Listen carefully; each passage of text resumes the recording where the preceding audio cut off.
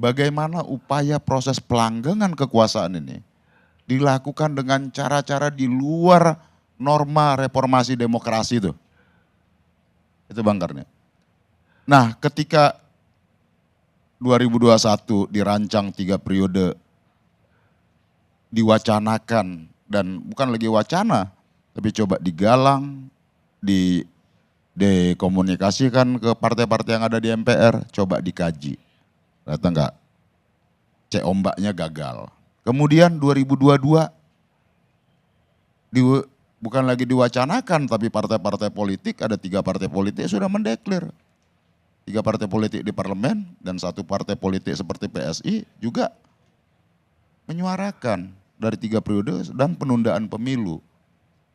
Nah, itu yang selalu saya sampaikan. 2022 bulan Juni saya menyampaikan skenario tentang pelanggengan kekuasaan yang ini sudah di luar akal reformasi demokrasi kita ketika memperjuangkan tahun 98 lalu, Bang Karni.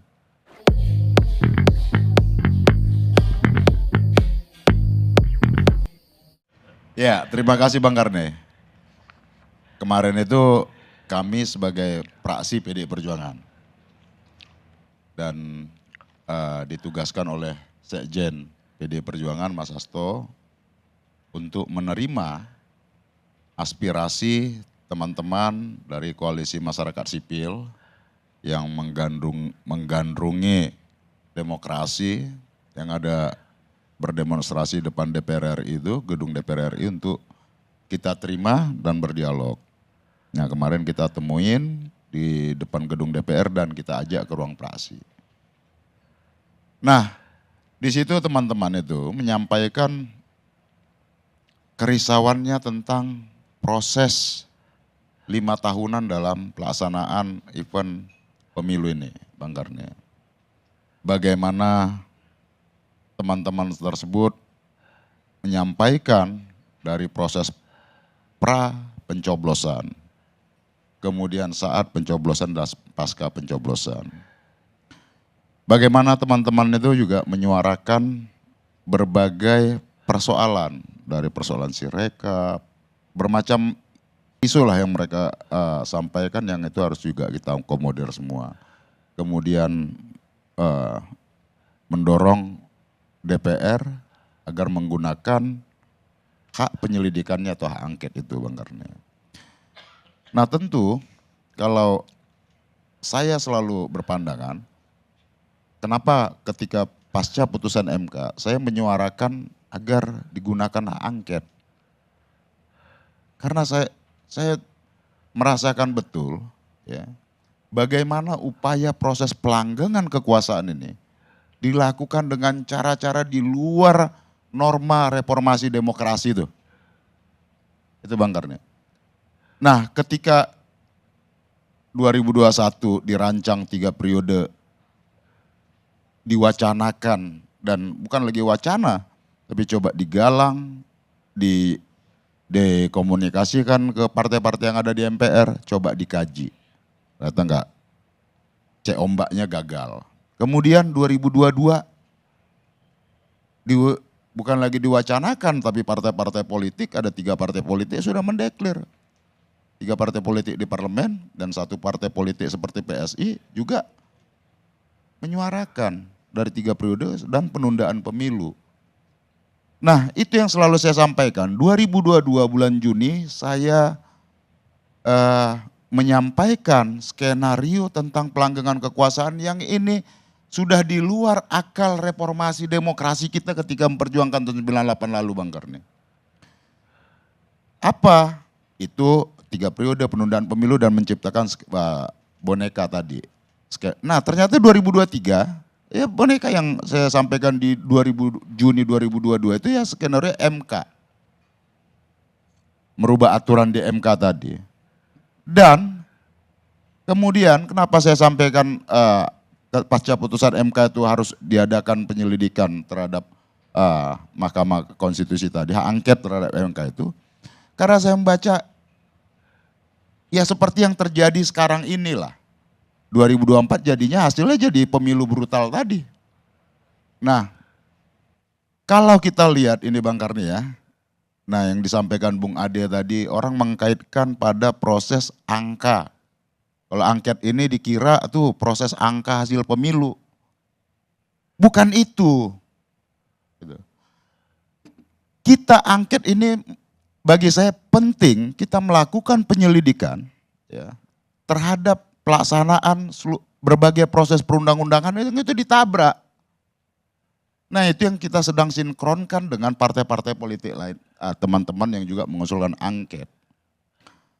Baik itu undang-undang APBN, undang-undang keuangan negara, kemudian undang-undang ASN dan lain-lain. Berbagai produk perundang-undangan itu ditabrak, Bang Karni. Artinya apa? Angket ini untuk melakukan penyelidikan. Penyelidikan ini kita kemudian agar ke depan ya, kita tahu siapa yang harus bertanggung jawab terhadap proses pelanggaran undang-undang ini. Kita ingin demokrasi kita yang diselenggarakan secara formal melalui proses penyelenggaraan negara, dia menjaga koridor aturan main, batasan mana dia sebagai penyelenggara negara, batasan mana dia dia tidak boleh ikut dalam politik praktis karena dia bukan partisan. Ini sekarang tatanan ini yang dirusak, Bang Karni. Maka angket itu untuk melakukan penyelidikan ini agar mewaraskan kembali proses tata kelola negara kita secara benar. Siapa yang bertanggung jawab atas proses ketidakbenaran ini, kita mintakan pertanggungjawabannya. Jadi sebenarnya kenapa angket selalu dikait-kaitkan dengan hasil pemilu apa segala macam. Menurut saya ya nggak perlu khawatir ke sana. Angket ini bukan barang baru. Angket ini yang memang secara konstitusional negara memberikan seluruh proses dalam di mana kita menyelesaikan kalau ada pelanggaran undang-undang, di mana prosedur penyelesaiannya. Maka DPR diberikan kewenangan untuk melakukan penyelidikan itu. Nah kemudian Bang Karni, ini kalau bagi saya ya, ini ada persoalan yang sangat mendasar yang harus kita urai dan harus kita selesaikan dalam proses berbangsa ini dan dalam mengelola negara ini. Ini kalau tidak ada proses MK kemarin, nabrak-nabrak undang-undang itu, proses pemilu 5 tahunan ini kalaupun ada sengketa biasa aja tuh. Sengketa di hasil biasa aja, tapi ini lebih dari itu. Kita merasakan bagaimana proses tahapan pra pencoblosan, tahapan kampanye, pelibatan aparatur negara yang seharusnya itu dia bersifat netral. Bagaimana bantuan sosial digelontorkan, bagaimana proses intimidasi melalui tangan-tangan instrumen penegak hukum dan lain-lain itu dilakukan yang seharusnya ini nggak boleh terjadi di era pemilu reformasi demokrasi ini. Ini kok kita kebalik, reformasi ini dikembalikan ke titik nol. Ini yang saya nggak habis pikir ya, dan kemudian baik budayawan, akademisi, intelektual, pers dan lain sebagainya yang memiliki concern tentang perjalanan demokrasi kita. Hari ini jembatan demokrasi ini sebagai jembatan kita bukan lagi dibolongi tapi udah dibom ini, dilululantakkan. Gimana kita mau sampai ke seberang Indonesia emas 2045 itu bohong aja. Kalau kemudian ini tidak kita urai dari sekarang, kita akan berhadapan pada persoalan nanti pilkada di seluruh provinsi dan kabupaten kota. Kalau ini tidak kita urai, yang ada ini keotik di mana-mana. Hari ini belum, tapi dia akan menemukan momentumnya yang kita nggak tahu. Nah, maka penyelidikan ini penting agar proses demokrasi ini bisa berjalan stabil, ya. Etika dalam pengelolaan negara itu ya benar-benar dijaga. Ini nggak ada kekuasaan itu berlaku bisa semena-mena, berlaku nabrak sana sini, semau-mau gue. Kekuasaan dalam sistem kerajaan aja, sistem monarki, dia membangun sistem. Ada norma yang juga yang mengatur dan membatasi perilaku kekuasaan yang untuk tidak absolut dan semena-mena. Nah ini sekarang kita republik kok perilaku kekuasaannya melampaui raja yang sangat absolut. Bahaya kita kan. Jadi ini dampak ke depan ya. Hari ini nggak ada lagi orang merasakan keteladanan atas kepemimpinan bohong. Pemimpinnya ngomong A, kelakuannya B, C. Nggak ada lagi keteladanan. Apalagi kalau kita lihat di daerah-daerah juga keteladanan kepemimpinan juga hilang. Nggak ada yang bisa dipercaya. Kan nggak boleh begitu mengelola negara. Maka siapapun kekuasaan itu, dia berhak dikritik oleh rakyat, bisa dikritik oleh rakyat, dan kita punya kewajiban untuk menagih janji kekuasaan dan menuntut pertanggungjawaban kekuasaan. Itulah yang dilakukan oleh elemen pro-demokrasi, masyarakat sipil hari ini yang bergerak mendorong agar DPR menggunakan kewenangannya melakukan penyelidikan yang disebutkan dengan hak angket itu, Bang Karni. Ya, tapi kenapa sampai hari ini baik kubu 01 maupun kubu 03 kayak ragu-ragu mengajukan hak angket tersebut. Artinya sampai hari ini belum ada yang mengajukan secara resmi. Lah, sampai-sampai saya pernah bikin judul, apakah kubu 01 dan 03 itu takut mengajukan. Ya, sebenarnya Bang Karni, kalau top pimpinan-pimpinan partai ini duduk bareng, menurut saya ini bisa jalan. Kan sekarang jadi soal adalah kita bukan sekedar mengusulkan, tapi tahapan usulan tadi 25 anggota dan lebih dari satu fraksi, minimal 2 fraksi, kan itu harus dibawa di paripurna dan dimintakan persetujuan. Persetujuan itu harus lebih dari separuh jumlah fraksi. Artinya dari sekarang ada 9 fraksi, harus ada 5 fraksi mendorong.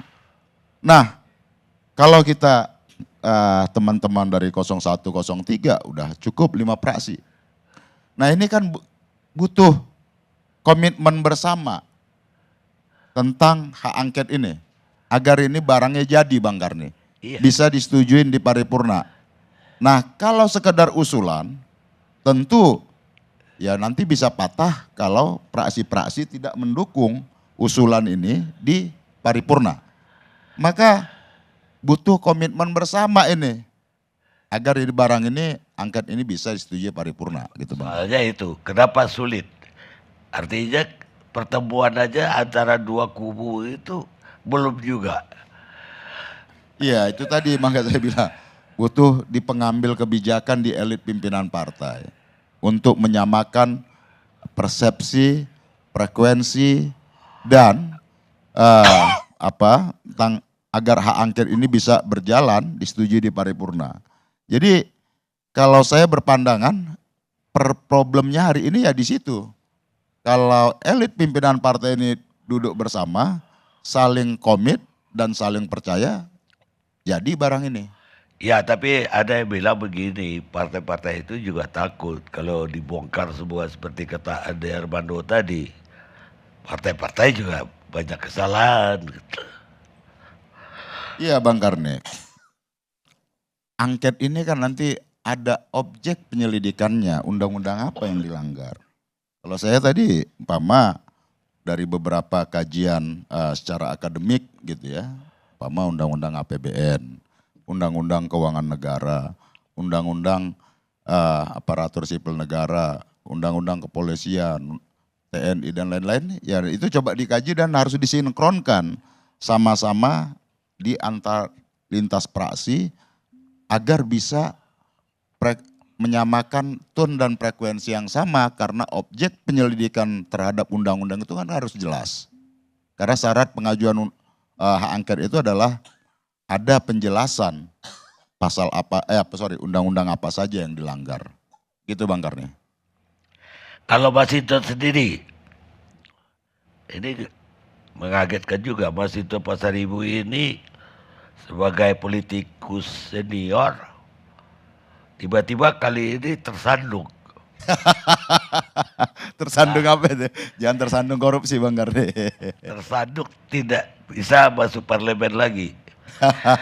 Dan ya kalahnya itu tragis menurut saya. Ada 2 kursi selama ini PDIP di Jakarta Selatan. Beliau ini gak lolos dan PDIP pun dapatnya cuma 1 partai. Satu kursi, betul Bang. Nah, padahal kampanyenya luar biasa loh, Mas Hinton. Sampai-sampai netizen menjulukin di mana ada pohon di Jakarta Selatan, di situ ada Mas Hinton. Terima kasih Bang Karni. Jadi ada kecurangan juga kah ini atau apa yang terjadi? Ya kalau saya politik itu ya kita ini kan udah terbiasa punya sikap Bang Karni. Kita menyadari betul konsekuensi dari sikap-sikap politik kita. Ya saya pernah diingatkan Ton kamu jangan terlalu kencang-kencang. Maksudnya itu mengkritik atau apa. Nanti berpengaruh terhadap elektoral. Bisa dioperasi loh. Ada yang mengingatkan saya itu. Tapi bagi saya Bang Karni, politik itu bukan sekedar angka elektoral tadi. Prinsip dalam politik yang saya yakinin ya kalau kita yakin ada ketidakbenaran ya kita harus menyuarakan itu. Punya sikap itu. Apapun itu konsekuensinya. Saya sadar betul bahwa di dapil saya kami 2 kursi. 2 periode saya DPR di sini.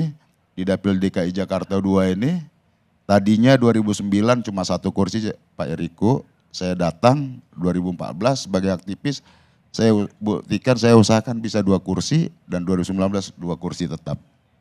Dan sekarang ya apakah pernyataan teman yang mengingatkan saya tadi itu, ya maaf aparat juga, karena kayak saya pernah di Komisi 3, ada mengingatkan saya begitu, khawatir nanti Pak Mas itu jadi TU loh di lapangannya. Udah saya enggak begitu ini, ya udah saya jalan aja.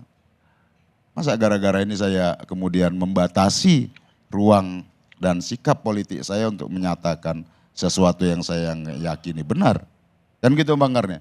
Dan kemudian ya kalau saya lihat ya kursinya hilang 1, kursi dipatahin dari 2 jadi 1, suara dibonsai. Posisi kedua bukan ke posisi ke atas.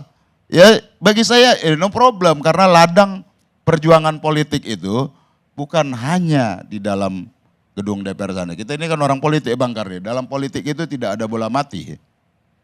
Iya kan? Yang ada ya offside, bola out. Karena nggak ada bola mati ya. Kita ini kan ya tetap beraktivitas dalam politik tadi, menyuarakan sesuatu yang kita yakini benar buat orang banyak tadi. Itu Bang Karni, terutama dalam konteks demokrasi ini. Jadi saya tangkap ada kecurigaan juga suara Anda di TO lah, tadi di operasi ada istilahnya tadi. Iya apalagi waktu saya diingatkan itu, Mas Hinton terlalu kencang, apalagi pakai Samsul. Ada yang tersinggung itu katanya kan. Kan itu Bang. Bagi saya ya no problem, itulah. Toh politik itu ya ketakutan karena elektoral tadi kemudian membatasi kita untuk tidak bersikap apapun terhadap proses demokrasi ini. Gitu Bang Karni. Kalau ya kita aktivis dulu ya konsekuensi kalau mau ditangkap ditahan juga kita udah siapin kira-kira kan gitu. Iya apalagi ya begini. Kan gitu Bang Karni. Baik.